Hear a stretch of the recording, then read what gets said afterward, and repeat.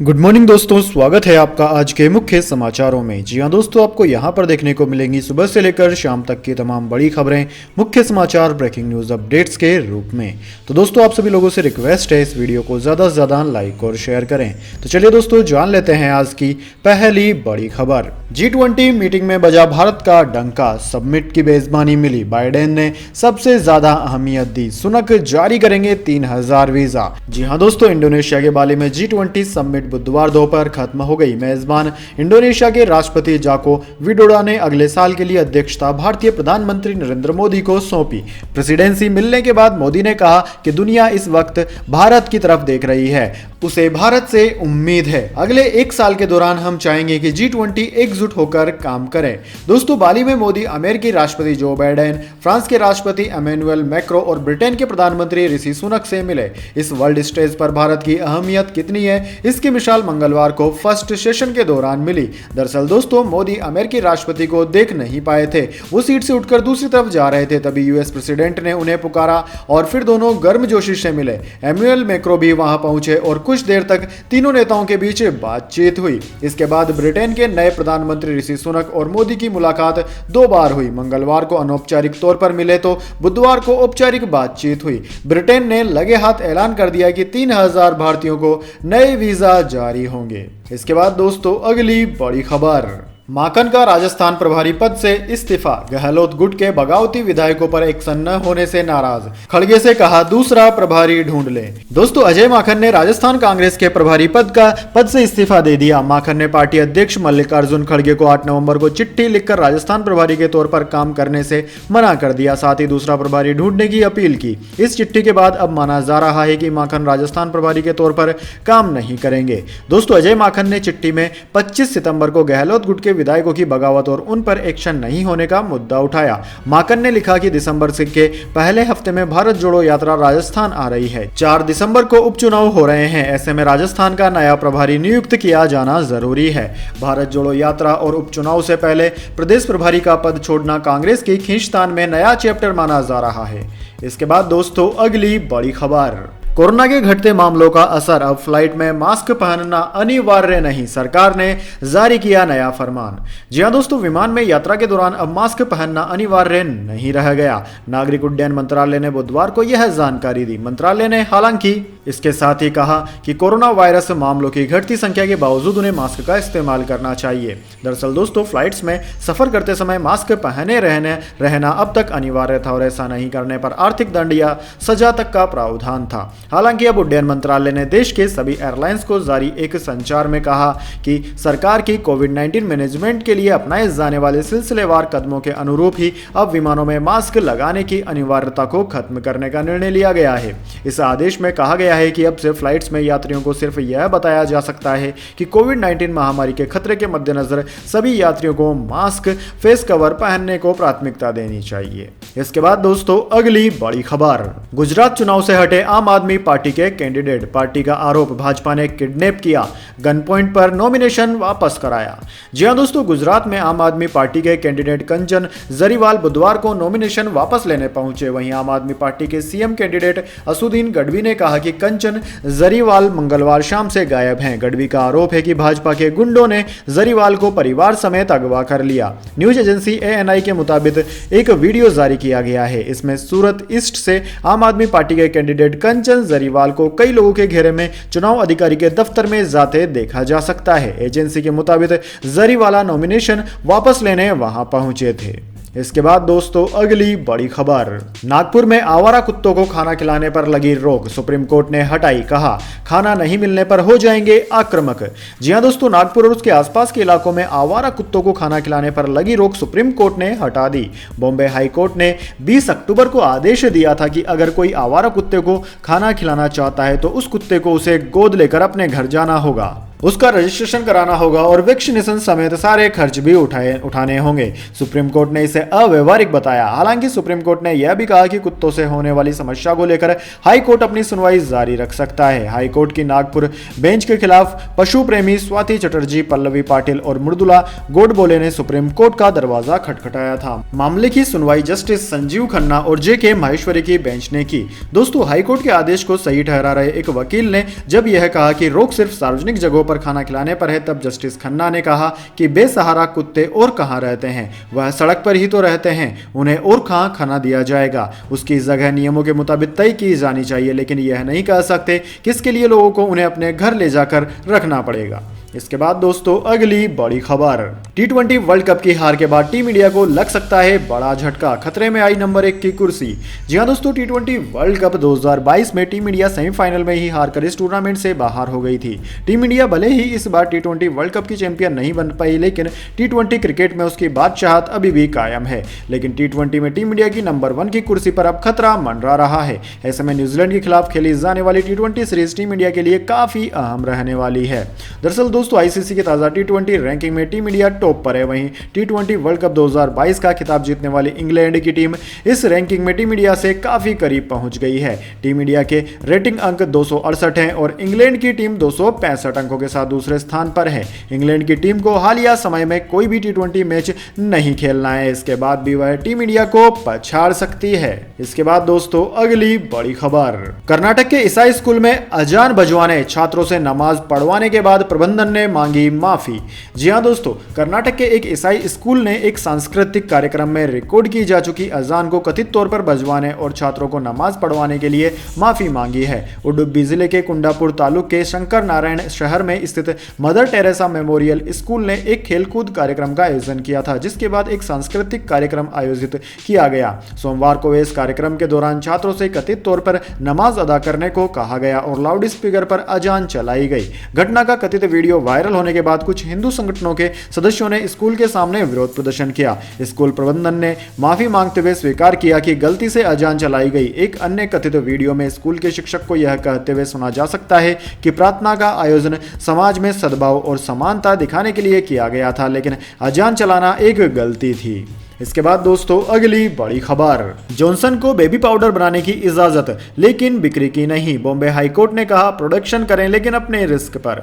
जी हां दोस्तों, बॉम्बे हाईकोर्ट ने जॉनसन एंड जॉनसन से कहा है कि वह अपने मुलुंड प्लांट में बेबी पाउडर बना सकती है, लेकिन इसकी बिक्री की इजाजत नहीं होगी। हाईकोर्ट ने बुधवार को कहा कि कंपनी बेबी पाउडर प्रोडक्शन अपने रिस्क पर करे, इसके डिस्ट्रीब्यूशन और सेल पर पाबंदी रहेगी। हाईकोर्ट ने जॉनसन एंड जॉनसन के बेबी पाउडर सैंपल की फिर से जांच करने का भी आदेश दिया, जिसे 2 हफ्ते के भीतर पूरा किया जाना है। महाराष्ट्र का फूड एंड ड्रग एडमिनिस्ट्रेशन यानी कि एफडीए यह सैंपल लेगा और उसे रीटेस्टिंग के लिए 2 सरकारी लेबोरेटरी और एक प्राइवेट लेबोरेटरी में भेजा जाएगा। दोस्तों आपकी जानकारी के लिए बता दें, जॉनसन के बेबी पाउडर मैन्युफैक्चरिंग लाइसेंस को महाराष्ट्र सरकार ने कैंसिल कर दिया था।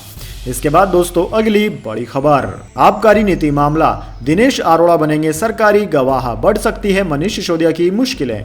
जी हां दोस्तों, दिल्ली की एक अदालत ने उप मुख्यमंत्री मनीष सिसोदिया के कथित करीबी सहयोगी और आबकारी नीति मामलों के आरोपी कारोबारी दिनेश अरोड़ा को सरकारी गवाह बनाने की केंद्रीय अन्वेषण ब्यूरो की याचिका को बुधवार को स्वीकार कर लिया। अदालत के एक सूत्र ने यह जानकारी दी है। विशेष न्यायाधीश M.K. नागपाल ने मामले में दिनेश अरोड़ा को छूट देने की अनुमति देते हुए आदेश जारी किया। अरोड़ा ने सुनवाई के दौरान अदालत से कहा था कि वह स्वेच्छा से सच का खुलासा करने को तैयार है। अदालत ने पहले अरोड़ा की अग्रिम जमानत अर्जी स्वीकार कर ली थी। वहीं सीबीआई ने उनकी याचिका का विरोध नहीं किया था। सीबीआई ने अग्रिम जमानत अर्जी पर अपने जवाब में कहा था कि अरोड़ा जांच में शामिल हुए हैं और उन्होंने कुछ तथ्यों का खुलासा किया जो जांच के लिए अहम है।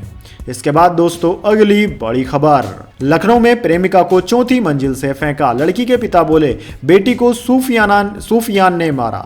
जी हां दोस्तों, यूपी की राजधानी लखनऊ में युवक पर लड़की को चौथी मंजिल से फेंकने का आरोप लगाया गया है। लड़की के परिजनों ने कहा कि युवक सूफियान उनकी बेटी पर धर्म बदलने का दबाव बना रहा था। दरअसल दोस्तों, परिवार ने पुलिस में जो शिकायत की उसके मुताबिक दुबग्गा में रहने वाले निधि गुप्ता और सूफियान में प्रेम संबंध थे। लड़की के परिजनों को जब इस बात का पता चला तो वे विरोध करने सूफियान के घर पहुंचे। लड़की के पिता रवि गुप्ता ने कहा कि सूफियान ने निधि को 4 मंजिल से नीचे फेंक दिया। अस्पताल में उसकी मौत हो गई। निधि के शव का 3 डॉक्टरों के पैनल ने पोस्टमार्टम किया। इसकी वीडियोग्राफी भी कराई गई। बिस्तरा सुरक्षित रखा गया है। बुधवार दोपहर को निधि का शव डुंडा कॉलोनी उसके आवास पर लाया गया। इस दौरान परिजनों और उसके मोहल्ले वालों ने प्रदर्शन किया। उन्होंने आरोपी सूफियान और उसके परिजनों के खिलाफ कार्रवाई की मांग की। हंगामे को देखते हुए भारी संख्या में पुलिस फोर्स तैनात की गई।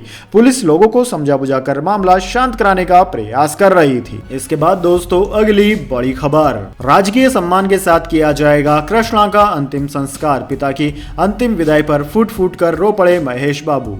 जी हां दोस्तों, तेलुगु सिनेमा के सुपरस्टार रहे कृष्णा का 15 नवंबर की सुबह निधन हो गया। 79 साल की उम्र में एक्टर ने दुनिया को अलविदा कहा। वे तेलुगु स्टार महेश बाबू के पिता थे। उनका अंतिम संस्कार सभी राजकीय सम्मान के साथ हैदराबाद के महाप्रस्थानम शमशान घाट में किया गया।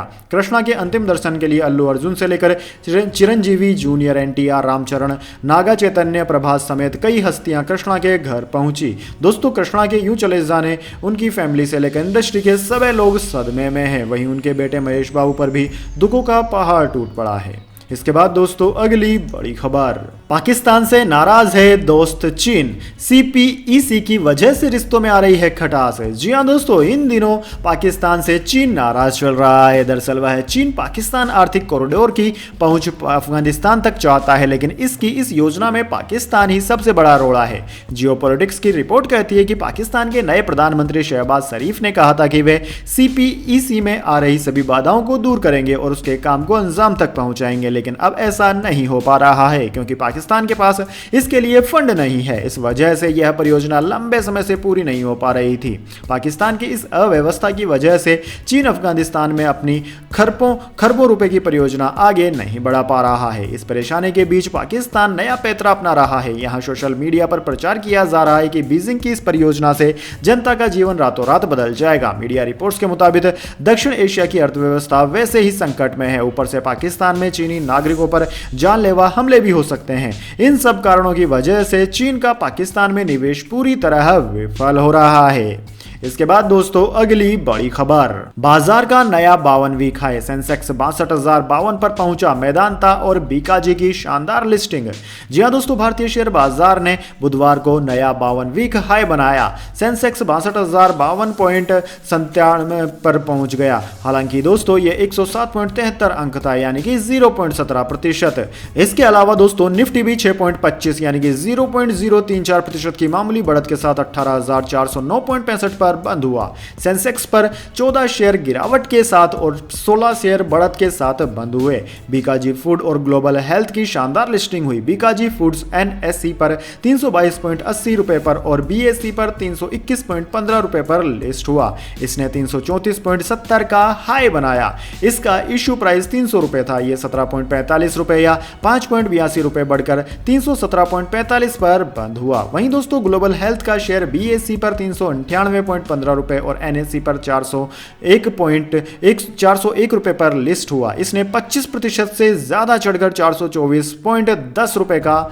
हाई बनाया। इसके बाद दोस्तों जाने अगली बड़ी खबर, लेकिन उससे पहले मेरी आपसे एक छोटी सी रिक्वेस्ट है। अगर दोस्तों आपको अभी तक हमारी न्यूज पसंद आई तो इसे एक छोटा सा लाइक जरूर दे दीजिए, और अगर आपको पसंद नहीं आई है तो बेशक आप डिसलाइक भी कर सकते हैं, लेकिन दोस्तों लाइक और डिसलाइक जरूर कीजिए, क्योंकि दोस्तों यही हमारी मेहनत का फल होता है और इसी से हमें पता चलता है कि आपको हमारी वीडियोज कैसी लग रही है। तो चलिए दोस्तों जान लेते हैं आज की अगली बड़ी खबर।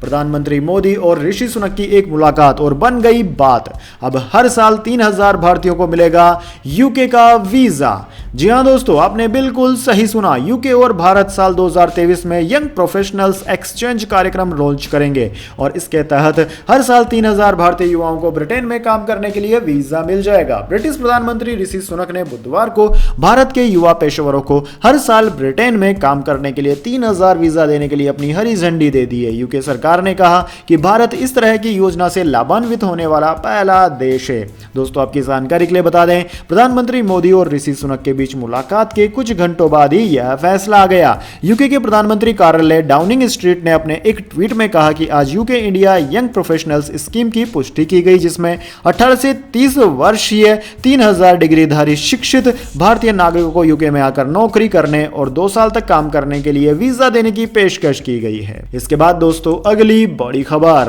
टाटा, जोमेटो सहित इन 10 शेयरों में विदेशी निवेशक कर रहे हैं जमकर खरीदारी, लगाए 1 लाख करोड़ रुपए। जी हां दोस्तों, पिछले 1.5 साल में विदेशी निवेशकों ने घरेलू बाजार में खूब बिकवाली की।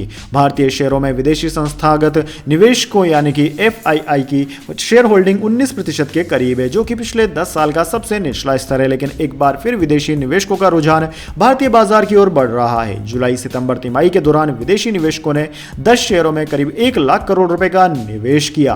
दोस्तों, जुलाई सितंबर तिमाही में विदेशी निवेशकों ने कुल 764 कंपनियों के शेयर खरीदे। इनमें से FIIs ने सबसे ज्यादा टाटा ग्रुप की स्टील कंपनी टाटा स्टील में निवेश किया। टाटा स्टील में विदेशी निवेशकों ने करीब 24,898 करोड़ रुपए का निवेश किया। इस दौरान शेयर में करीब 14% की तेजी देखने को मिली। इसके अलावा दोस्तों, विदेशी निवेशकों ने डिफेंस सेक्टर की सरकारी कंपनी भारत इलेक्ट्रॉनिक्स में करीब 22,000 करोड़ रुपए का निवेश किया। FIIs ने इस नवरत्न कंपनी के करीब 87.89 करोड़ शेयर खरीदे। सबसे ज्यादा कीमत की खरीदारी के मामले में देखें तो ये दूसरी सबसे बड़ी कंपनी है। इसके अलावा दोस्तों, जोमेटो पर भी FIIs ने भरोसा जताया है। इसके बाद दोस्तों, अगली बड़ी खबर, ये ठीक नहीं हुआ, G20 में जिनपिंग और ट्रूडो की नोकझोंक। जी हां दोस्तों, G20 के मंच पर कनाडा के प्रधानमंत्री जस्टिन ट्रूडो और चीनी राष्ट्रपति शी जिनपिंग के बीच तकरार देखने को मिली। दोनों ही देशों के नेताओं ने जो मुलाकात की थी वो बातचीत लीक हो गई। इस बात से चीनी राष्ट्रपति खासा नाराज हो गए और जब वे जस्टिन ट्रूडो से मिले तो उन्होंने दो टूक कह दिया कि ऐसा नहीं होना चाहिए था। एक वीडियो सामने आया है जिसमें चीनी राष्ट्रपति जस्टिन ट्रूडो को कह रहे हैं कि यह ठीक नहीं था, इस प्रकार से बातचीत नहीं की जा सकती। अब शी जिनपिंग की इस नाराजगी पर तुरंत जस्टिन ट्रूडो का भी जवाब आ गया। उन्होंने कहा कि कनाडा में हम हमेशा से ही खुलकर बात करने में विश्वास रखते हैं, आगे भी वो जारी रखने वाला है। आगे भी साथ काम करेंगे, लेकिन कई मुद्दे होंगे जिन पर हम शायद सहमत ना हो। दोस्तों, अब ये नोकझोंक कोई सामान्य घटना नहीं है। G20 एक अंतरराष्ट्रीय मंच है और यहाँ पर दुनिया के बड़े नेता साथ आते हैं। ऐसे में उस मंच पर दो देशों के नेताओं के बीच इस प्रकार की जुबानी नोकझोंक हैरान कर देती है। जो वीडियो सामने आया है उसमें शी जिनपिंग का गुस्सा साफ नजर आ रहा है। वहीं दूसरी तरफ कनाडा PM भी दो टूक अपना जवाब दे रहे हैं। इस नोकझोंक के बाद दोनों नेता हाथ मिलाते हैं और वहां से निकल जाते हैं। जानकारी के लिए बता दें कि कनाडा के प्रधानमंत्री जस्टिन ट्रूडो और चीनी राष्ट्रपति शी जिनपिंग ने 3 साल बाद किसी मंच पर मुलाकात की। दोनों ही नेता ने 10 मिनट तक कई मुद्दों पर चर्चा की। इसके बाद दोस्तों, अगली बड़ी खबर, मेरठ में बर्ड फ्लू को लेकर अलर्ट, जांच के लिए भेजे गए 130 सैंपल, टास्क फोर्स का हुआ गठन। जी हां दोस्तों, उत्तर प्रदेश के मेरठ जिले में बर्ड फ्लू को लेकर अलर्ट घोषित कर दिया गया है। मुख्य पशु अधिकारी चिकित्सा अधिकारी डॉक्टर अखिलेश गर्ग ने कहा कि अब तक कुल 130 सैंपल जांच के लिए भेजे गए, लेकिन मेरठ में बर्ड फ्लू का कोई मामला प्रकाश में नहीं आया है। उन्होंने कहा है कि बर्ड फ्लू का अभी तक कोई पॉजिटिव केस नहीं आया है, लेकिन एहतियातन अलर्ट है। डॉक्टर अखिलेश गर्ग ने बताया कि बर्ड फ्लू एक वायरल बीमारी है जो बर्ड्स से बर्ड्स में फैलती है। बताया गया है कि स्वाइन फ्लू में H1N1 वायरस होता है, जबकि बर्ड फ्लू में H5N1 होता है। प्रवासी पक्षियों पर नजर रखने और सैंपल लेकर जांच करने के लिए कई टीमों का गठन किया गया है। टीम अपने क्षेत्रों में प्रवासी पक्षियों के ठिकानों पर भ्रमण कर नजर रख रही है। इसके बाद दोस्तों, अगली बड़ी खबर, IRCTC अकाउंट से हर महीने बुक कर सकेंगे ज्यादा टिकट, बस करनी होगी एक छोटा सी काम। जी हां दोस्तों, देश में हर रोज लाखों लोग ट्रेन से यात्रा करते हैं। वहीं कई बार ज्यादा भीड़ होने की वजह से लोगों को आरक्षित ट्रेन टिकट भी नहीं मिल पाती। इसके अलावा कई बार महीने में ज्यादा ट्रेवल होने या फिर ज्यादा लोगों की टिकट बुकिंग भी नहीं हो पाती है। ऐसे में दोस्तों, एक छोटा सा काम करके आप ज्यादा टिकट बुक कर सकते हैं। दरअसल दोस्तों, IRCTC अकाउंट के जरिए लोग ऑनलाइन तरीके से ट्रेन की टिकट बुक कर सकते हैं। साथ ही IRCTC अकाउंट से ट्रेन की टिकट बुक करना काफी आसान भी है। इससे लाइन में लगकर ट्रेन की टिकट बुक करने की झंझट से बचा जा सकता है। दरअसल दोस्तों, IRCTC अकाउंट से टिकट बुकिंग की सीमा भी है। अगर आप IRCTC अकाउंट से टिकट बुक करते हैं तो एक महीने में ज्यादा से ज्यादा 12 टिकट ही बुक कर सकते हैं। हालांकि इस 12 टिकट की संख्या को 24 भी किया जा सकता है, लेकिन उसके लिए आपको एक सेटिंग करनी होगी। दरअसल दोस्तों, अकाउंट को अगर आप आधार कार्ड से लिंक कर देते हैं तो आपको कई फायदे मिलेंगे। इन फायदों में एक फायदा यह भी शामिल है कि अगर आप अपने IRCTC अकाउंट को आधार कार्ड से जोड़ते हैं तो आप महीने में टिकट बुकिंग की संख्या बढ़ा सकते हैं। यानी कि 12 की जगह आप एक महीने में ज्यादा टिकट यानी कि 24 टिकट कर सकते हैं। इसके बाद दोस्तों, अगली बड़ी खबर, सीएम भगवंत मान की अपील, शहीद भगत सिंह और करतार सिंह सराबा को भारत रत्न से सम्मानित करें। जी हां दोस्तों, पंजाब के मुख्यमंत्री भगवंत मान ने बुधवार को केंद्र सरकार से शहीद भगत सिंह और करतार सिंह सराबा को भारत रत्न से सम्मानित करने की अपील की है। सीएम भगवंत मान ने लुधियाना के करीब 30 किलोमीटर दूर सराभा गांव में करतार सिंह सराबा की पुण्यतिथि पर आयोजित एक समारोह को संबोधित करते हुए केंद्र सरकार से यह मांग की। सीएम मान ने कहा कि शहीद भगत सिंह, करतार सिंह सराबा, राजगुरु सुखदेव, लाला लाजपत राय और अन्य स्वतंत्रता सेनानियों को भारत रत्न से सम्मानित करने से ही इस सम्मान की प्रतिष्ठा बढ़ेगी। उन्होंने केंद्र सरकार से करतार सिंह सराबा को राष्ट्रीय शहीद का दर्जा देने की भी अपील की। तो दोस्तों, यह थी आज की तमाम बड़ी खबरें। इसके बाद दोस्तों बारी आती है आज के माइंड क्यूज क्वेश्चन की। जी हाँ दोस्तों, एक आसान से सवाल का जवाब देकर आप जीत सकते हैं एक अमेजिंग सरप्राइज गिफ्ट हमारे यूट्यूब चैनल की ओर से। तो दोस्तों, आज का सवाल आपकी स्क्रीन पर आ चुका है। भारत के किस राज्य में शराब बेचना खरीदना अवैध है? जी हाँ दोस्तों, अगर आप जानते हैं कि भारत का ऐसा कौन सा राज्य है जहां पर शराब की बिक्री और खरीदारी दोनों ही बैन है, तो जल्दी से उस राज्य का नाम कमेंट बॉक्स में लिख दीजिए। अगर दोस्तों आपका जवाब होता है एकदम सही और आप चले जाते हैं लकी विजेता के रूप में, तो आपको मिल सकता है एक अमेजिंग सरप्राइज गिफ्ट हमारे यूट्यूब चैनल की ओर से। तो दोस्तों जल्दी से अपना उत्तर कमेंट बॉक्स में लिख दीजिए, वीडियो को लाइक कर लीजिए, चैनल को सब्सक्राइब करके बेल आइकन भी दबा लीजिए। धन्यवाद। वंदे मातरम। जय हिंद, जय भारत।